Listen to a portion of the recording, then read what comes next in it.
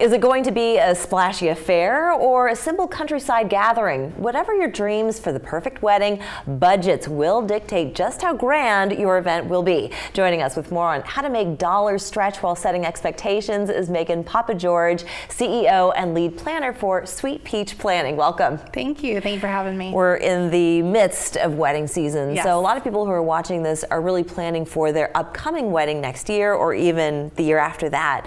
And budgets always the first thing that people have to think about, right? So where should people start when they think about where they need to place their money?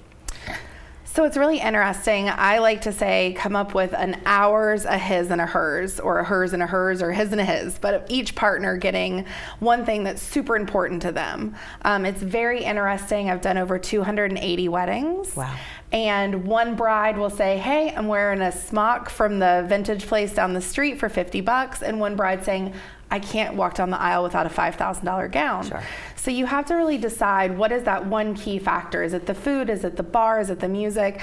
And really make that your key investment for one partner and then the other partner. And then come up with something that's important for both of you. Yeah. Maybe the person that's marrying you is very important. So you're willing to pay to fly them in from across the country to be your officiant or something like that. What about when someone says, okay, I'm buying the $50 wedding dress, but I want a beautiful venue. So where do you start compromising? And how's the best way to broach that subject? Yeah, so there's really generally two kinds of venues. The kind that comes with the caterer, the bar, the tables, the chairs, the more shebang. And then there's a little bit more of the DIY venue. The DIY venue is going to be more work because you have to source the caterer and make sure the plates and the extra tables, all that stuff is there. So it kind of comes down to time budget also. What's your budget going in?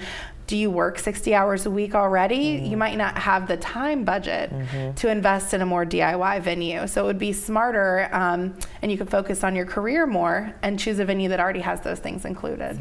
The really big savings with the venue is if you say, hey, let's get married on Wednesday.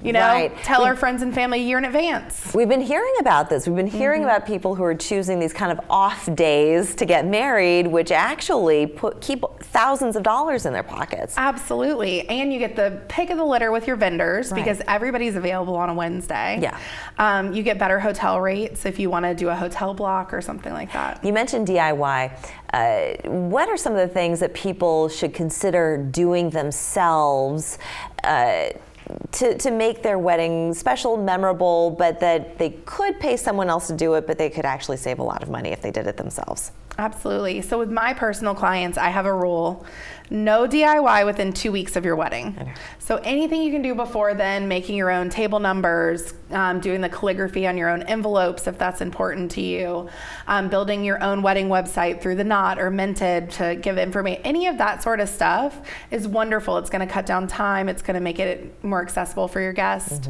Signage. The things that I don't suggest are the couples that are like, hey, we're going to show up early and set up and we're going to clean up.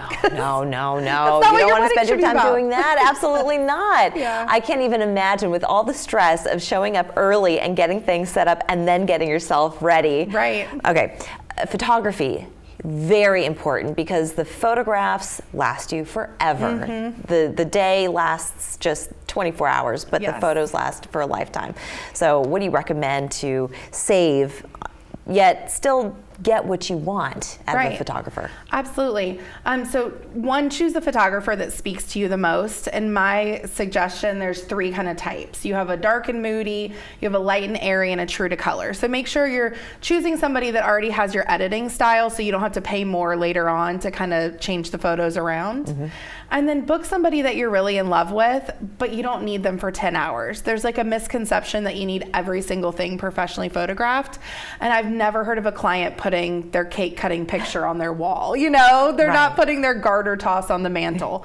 So book them a photographer that's really wonderful for a shorter amount of time, maybe a 5-hour package. Okay. And then you can save a little bit and still get those beautiful pictures. Sounds all like compromise. Yes, and planning ahead. So for people who want more information and want to book you as their party planner, where should they go? Absolutely. It's my website, sweetpeachplanning.com. Okay, great. And I have a workspace in downtown Charleston, but I work all over the area, and I'm excited to... Are you busy now? I'm busy. Yeah, yes. I'm sure. Yeah. All right, well, make sure you call her. Yeah, Lock her thank down. you. All right, thank you so much, Megan. Thank you for having me. We're back after this.